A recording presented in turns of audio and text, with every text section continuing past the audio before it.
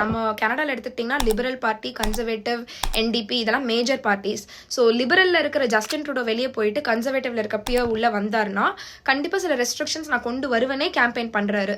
உதாரணத்துக்கு டிஆர்வியில் ரெஸ்ட்ரிக்ஷன்ஸ் கொண்டு வருவேன், நிறைய டெம்பரரி ரெசிடென்ட்ஸ் நான் உள்ளே விட மாட்டேன், அப்புறம் பேரண்டல் ஸ்பான்சர்ஷிப்லாம் கொஞ்சம் ரிஃபைன் பண்ணுவேன், அந்த மாதிரிலாம் சொல்லியிருக்காங்க. பட் இது எந்த அளவுக்கு சாத்தியம், எந்த அளவுக்கு இவங்க மாற்ற போகிறாங்க? ஆனால் இமிக்ரேஷன் வந்து பார்த்தீங்கன்னா கன்சர்வேட்டிவ்ஸ் இருக்கும் போதுமே அது சப்போர்ட் பண்ணாங்க தான். ஏன்னா நான் முன்னாடி சொல்கிற மாதிரி கனடாக்கு இமிக்ரெண்ட்ஸ் தேவை. அது மாஸ் இமிக்ரேஷனா வேண்டாம், முதல்ல இங்க இருக்கிற இன்ஃப்ராஸ்ட்ரக்சரோ இங்க இருக்கிற செட்டப்போ கொஞ்சம் ஸ்ட்ராங் பண்ணிட்டு அதுக்கப்புறம் கூப்பிடுங்கன்னு சொல்லி மக்கள் சொல்றதுனால பியர் வந்து அதே ஒரு கேம்பெயின் ஸ்ட்ராட்டஜியா யூஸ் பண்றாரு. நான் வந்து மாஸ் இமிக்ரேஷனை வந்து ரிஃபைன் பண்ணுவேன், நான் வந்து சில ரெஸ்ட்ரிக்ஷன்ஸ் கொண்டு வருவேன், பாலிசிஸ் மாற்றுவேன் அப்படின்னு. ஸோ அதனால என்ன கேட்டிங்கன்னா இப்போ நீங்கள் அப்ளை பண்ணுறது ரைட் டைம். பியர் உள்ள வர்றதுக்குள்ள வந்து நம்ம என்னென்ன ப்ராசஸில் ஈஸியாக நுழைய முடியுமோ நுழையிறது. இப்போவே நிறைய ரெஸ்ட்ரிக்ஷன்ஸ் இருக்குது, ஆனால் இன்னுமே பாசிபிலிட்டிஸ் இருக்குது கனடாக்குள்ளே வர்றதுக்கு.